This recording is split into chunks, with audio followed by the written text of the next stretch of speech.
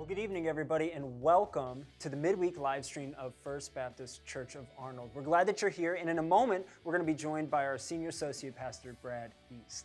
We are very appreciative of those on the front lines as we battle COVID-19. And I'm now joined by John and Ashley Bollinger. John and Ashley are both members of our church, and Ashley's a nurse, and John is a firefighter paramedic. So welcome, and thanks for all that you guys do. And if you could just take just a second and explain to us maybe how things have changed for those in your field. Okay. Thanks for having us. And for us in the healthcare field, nurses especially, I can speak about. We've had a whole new ballgame for us. We've had a lot of opportunities for us to be next to patients as they may not be able to have family or friends there with them, which can be a sad case. And also, we've had a lot of education lately based on policies and procedures changing since the guidelines from the CDC are coming out new all the time. So it's kind of just a, you have to go in and learn a few things every day. Besides that, it's also kind of an anxiety-provoking situation based on the shortage of personal protective equipment and normal equipment that we would use regularly, a lot of back order on things that are vital, including masks and gloves and cleaning supplies. And also staffing issues because they're, some units are heavily staffed, others are not. And unfortunately, we have both extremes. We have nurses who are on the front line and working very, very hard and diligently, and we also have nurses who don't really have a job to go to. So there are nurses that are being deployed to different places learning new trades in the nursing profession, and also there are nurses who are being furloughed, which seems kind of crazy during this time. So we just ask for your continued prayer and support in the front lines, that they get the equipment and the personal protective apparel that they need. And also we ask that you pray for stamina, strength, and joy and calm during this time, because this is a great opportunity for us nurses to go and be the hands and feet of Jesus to those patients of ours that may or may not have family there with them in a very, very scary time in their life. Yeah. Well, thanks for sharing. And John, how about for you? Well, as a first responder, we've seen a higher call volume with each call taking longer to run just due to the safety procedures, the decon procedures. And as a first responder and healthcare providers, we've all dealt with, everybody's dealing with the stress of exposures for themselves, but also possibly taking that contamination back to their family and exposing them to it. So a lot of families are stressed about that mainly. That's why you see a lot of people, through windows talking to each other, to their children or so. So as now that things are starting to slowly get back to normal, we just want to make sure everybody remembers to practice good hygiene with good hand washing, maintain your social distancing as we go out and start opening. Things are starting to open back up, and all we could say is thank you, everybody, for your continued thoughts and your prayers. That this is what the time when people need it. Yeah.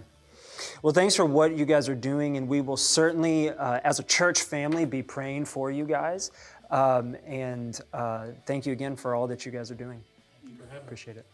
Well, last week we asked for all of you to send us in videos or ideas of what you guys are doing as a family during this quarantine. And with more on that is Michaela.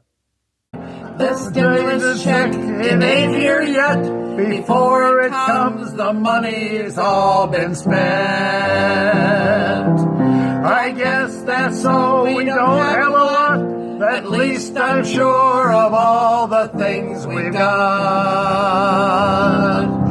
Babe, I got you, babe. I've got you, babe. We got you, babes.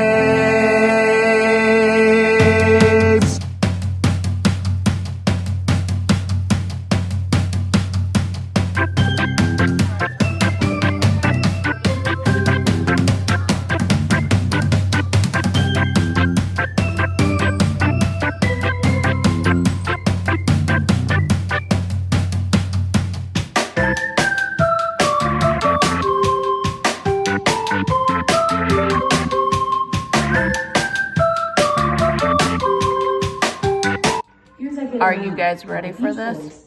Hit it. Come on,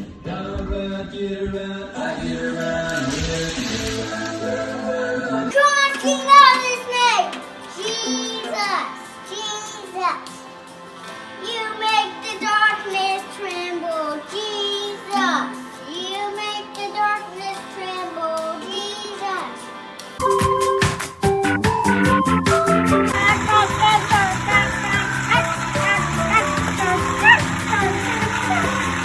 That's a good duck.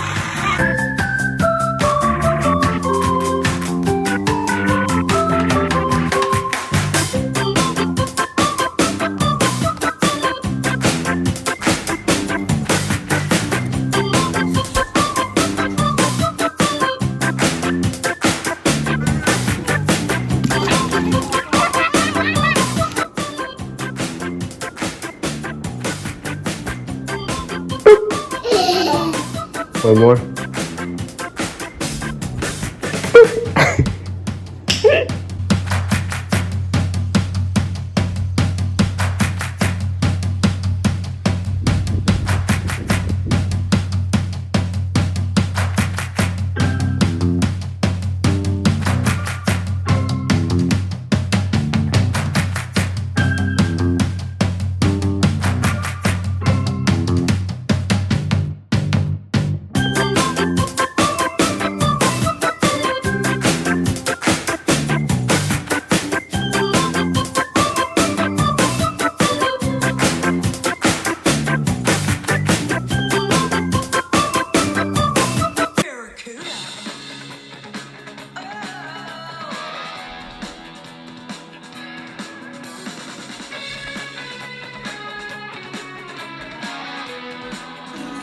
Good job. Keep swinging those strings, Lynn.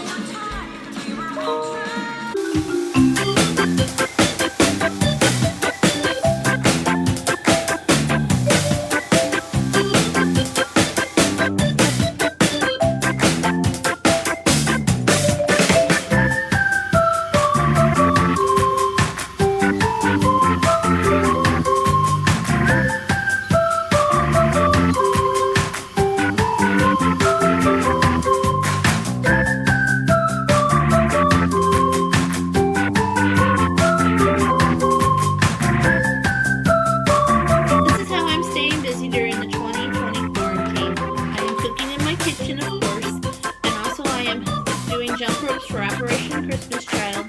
I enjoy doing this, and it is a fun way to keep busy during this time. So I am doing my daily devotionals, searching for work, and getting into God's Word.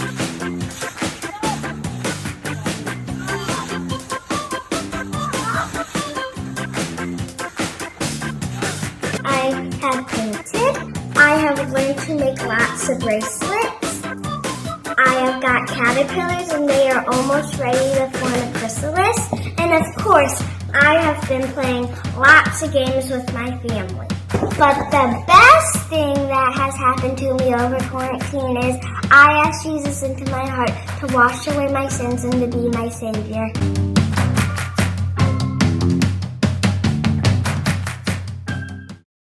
Well, these are certainly different times, and that often requires a different approach. Our staff has made some changes to better meet the needs of our community, and with more on that, here is our senior pastor, Kenny QUALLS.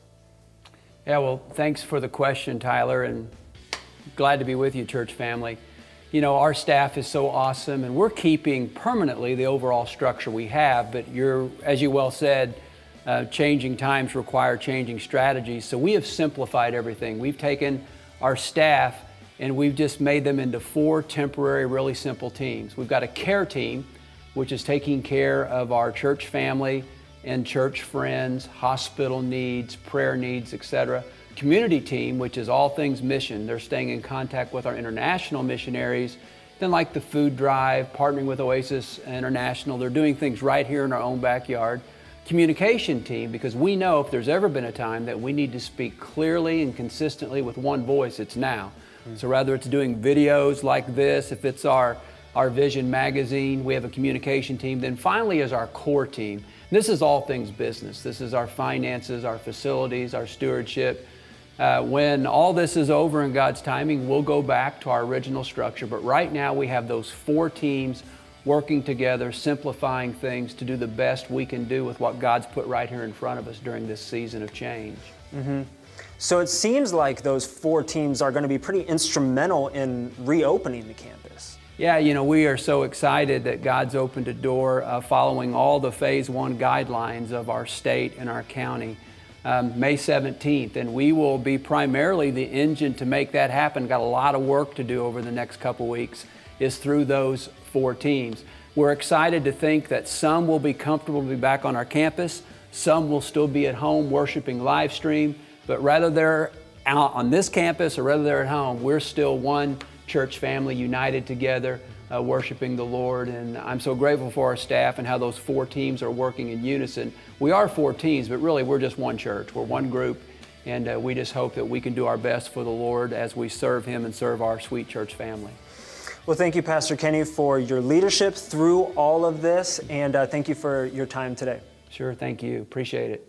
Well, now we're going to take just a few moments, and we're going to transition into a time of Bible study with Pastor Brad. Well, hey, welcome. We're joining together for another midweek Bible study. Excited about tonight's study. If you have a Bible or a Bible app, Galatians chapter 6. We'll look at 2 verses, 9 and 10. Galatians 6, 9 and 10. In 1968, in the Summer Olympics in Mexico City, Mexico, a guy named John Stephen Aquari was running the marathon event for Tanzania. About halfway through this 26-mile race, his legs crumbled and he fell to the ground. Probably the altitude got him. He scraped up his knees and elbows, but what he didn't know was when he got up to hobble along, he had dislocated his hip. He hobbled the 13 miles to go to the finish line in the stadium. By the time he got there, the other racers had finished 2 hours ahead of him, and there were a few people left, and they were cheering him on. When he crossed the finish line, a reporter came up to him and said, "Sir, why? Why did you not quit? Why did you not stop?" And he said, "My country did not send me 5,000 miles to start the marathon. My country sent me 5,000 miles to finish the marathon." I think about that in light of today's topic, which is never give up. Paul was a great man of exhortation. He pleaded with people with passion. He urged them with urgency. And what Paul had said previously in 1 Corinthians 9 was that we're all running a race as believers, and only one wins the prize. Run in such a way as you may win the high prize of the calling of God in Christ Jesus. Keep running the race. Listen, we don't want beside our name in the Lamb's Book of Life the initials DNF, did not finish. In the Christian life, it's not how we start the race, it's whether or not we finish the race. Stay with the stuff. This is a great passage today. Again, Galatians chapter 6, verses 9 and 10. So Paul gives us really 3 exhortations here, and I'm going to bring them out one at a time. Let's start with the first one, and it's in verse 10. Keep doing good. Okay, here's the exhortation. Keep up the doing good. Here's the passage. Let us, believers, let's me and you, not become weary in doing good. For at the proper time, which really means in due time or in God's time, we will reap a harvest of blessing if we do not give up. Other verses would say if we do not lose heart. Therefore, as we have opportunity, let us do good to all people, especially to those who belong to the family of believers. So Paul says as we have opportunity, let us do good. Now remind yourself about the doing good, because a lot of us come from a community where good works or sacraments or things we can do to earn our trust with God, it comes natural to us. Paul is not saying do good in order that you might be right with God. In fact, Paul said in Ephesians 2 that works of righteousness do not earn us God's favor, but that once we've been saved, we'll want to do acts of kindness. Once we're saved, we want to do good for other people. Really what Paul is saying is, listen, good works follow us into heaven. Good works don't lead us into heaven. We're not saved by our good works. We're only saved by the good work of Jesus on the cross. He's our only rescuer. That's our only hope, not our good works. But Paul is saying once you've been saved, your good works will become evident. So I'm saying to you, believer, today as a fellow believer, let's commit ourselves to acts of kindness. Let's commit ourselves to taking the approach of helping others with our resources and in ways that help them to grow and have their needs met. Paul said, keep doing good in all the ways you can for as many as you can. And remember this, we never know, and we never will probably this side of heaven, the evangelistic impact our acts of kindness will make on another person. Keep doing good for as many as you can. Well, that was his first exhortation. Remember, he's urging with urgency. He's pleading with a great amount of passion. And he's a talented man, a preacher, an author, a church planter, a missionary, but he's also one who with great urgency is saying, don't grow weary. Reminds me of when he says in 1 Corinthians 15:58, don't grow weary. No, he says, do not hold back. Be stable. Be steadfast, unmovable, always abounding in the work of the Lord, knowing that your toil, listen, hard work it is. The ministry, caring for people, hard work it is. Your toil is not in vain in the Lord. Thank you, Apostle Paul. Thank you, Paul. Thank you for sharing this with us. So number one, keep doing good. Number two, beware of wearing out. Honestly, this is what some people call beware of compassion fatigue, or beware of the negative cost of caring. Could I put it that way? There's no doubt you and I doing good all the way through the finish line is going to cost us something in mental and physical toil. We're to keep doing good for as many as we can, in as many ways as we can. Now listen, for as long as we can. Paul wrote in verse 9, look at it again with me, let us believers not become weary in doing good. Paul knew, like many of us do, it can wear us out serving other people. Hey, here we are right in the middle of this pandemic. Well, we hope we're past the middle, but we're still in it, right? Nurses and doctors, frontline workers, they know compassion fatigue, the negative cost of caring. It's a heavy toll. Teachers and first responders know this. Parents and grandparents know this. Christian workers and counselors know this. Pastors know this. Taking care of others can make us weary. It can take a physical and an emotional toll. I'm reminded of the phone call of Susie and her friend. So Susie calls her friend up and says, hey, how are you doing? And the voice on the other end of the phone says, I'm doing horrible, actually. My head's killing me. My kids are driving me crazy and my house is a mess. So Susie says, hold on, I'll be right over. Go lay down and get some rest. When I get there, I'll fix lunch for the kids and I'll watch over them while you rest up. And then she says, before she gets off the phone, oh, by the way, how is Sam? And the voice on the other end says, my husband's name is John. And then Susie says, oh, I am so sorry, I must have the wrong number.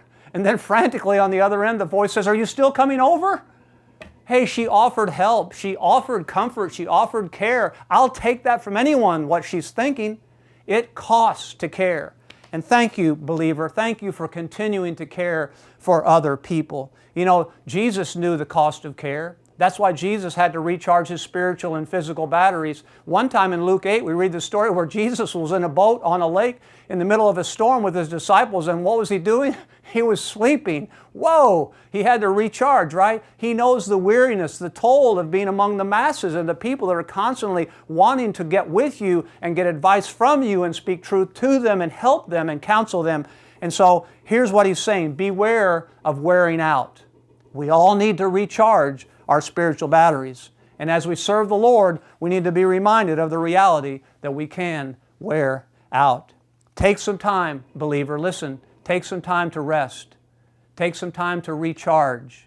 Take some time to reflect on God's ways. You've got to remember this. There's soul care and there's self-care, and they're both very important. Self-care is not selfishness. Self-care is getting your body and your mind to the place where you're useful for anyone.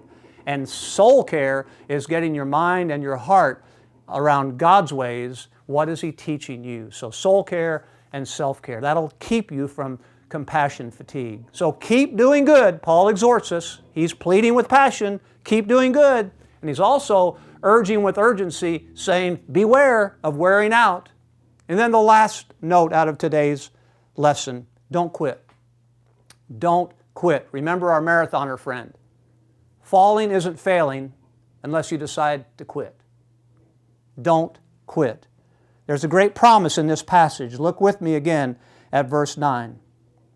Let us not become weary in doing good. And listen, here it is. For at the proper time, in due time, in God's time, we will, not we might, we will reap a harvest if we do not give up or if we do not lose heart. Listen, some of you are going through a very difficult time, a very rough patch right now, and you're wanting to quit. Quit on a relationship, quit on a job, quit on some sort of situation in your life. Don't quit. Reevaluate what's at stake if you were to say, I give up, I give in. Some of you are feeling right now in a situation where it may seem hopeless. Don't give up hope and don't quit. Seek wise counsel. Seek time with God. Again, reflect on God's ways. What's He doing in your life? Let me challenge you in just a couple areas to do not quit. Number one, do not quit praying. Yes, Paul says pray without ceasing. Rejoice in the Lord always, Paul says. Again, I say rejoice. You say rejoice in the midst of calamity, rejoice in the midst of hardship and horror. Yes, rejoice and give thanks and pray. God, please help me in this situation. Billy Graham said this about prayer. Never stop praying, no matter how dark and hopeless your case may seem. Your responsibility is not to tell God when He must act or even how He must act. It's simply to pray without ceasing and trust Him.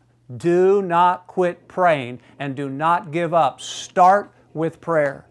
Number two, I want to encourage you, don't quit growing in your faith. You know, the Lord spoke through the prophet Jeremiah and He said, seek me and you will find me when you seek me with all of your heart. Seek me and I will make myself known to you. I will show myself to you when you seek me with all of your heart. Keep growing in your faith. Proverbs 3, 5, and 6, one of my life verses. Trust in the Lord with all of your heart and don't lean upon your own understanding. Guys, ladies, whatever you're seeing right now is a blur of an image. You don't see as clearly as God does. Do not lean upon your own understanding. In all your ways acknowledge Him, and then His promise, He will direct your steps. Oh, don't quit growing in your faith.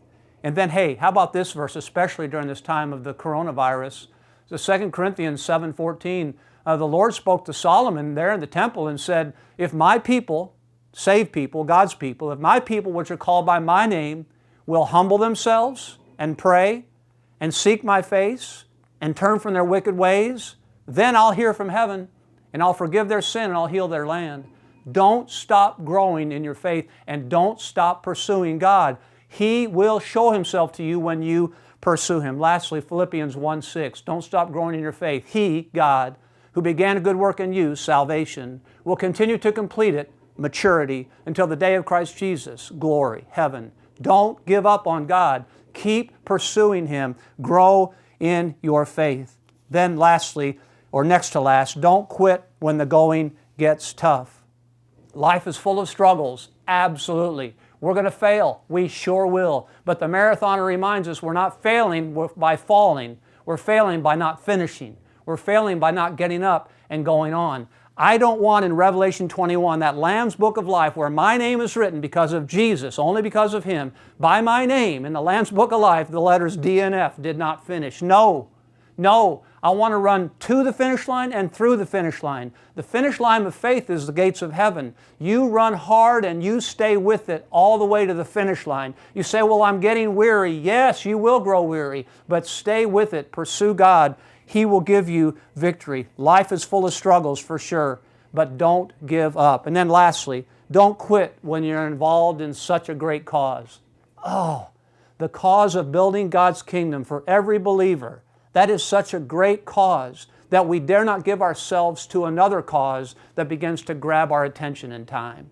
Friends, I'm as vulnerable as you are to the temptations of this world and to the lusts of this world, the lust of the eyes, the boastful pride of life, things, stuff, money, wealth. All this is just, it grabs your attention. And God's saying, don't give up on the greatest cause you're involved in, which is building my kingdom. Jesus said in Matthew 5, in this world you'll have tribulation. He said, look, men will revile you and they'll persecute you and they'll say all kinds of evil manner against you falsely on account of me. But you They did this to the prophets who were before you. You rejoice, for your reward is great in heaven. We're building God's kingdom. We're part of God's kingdom.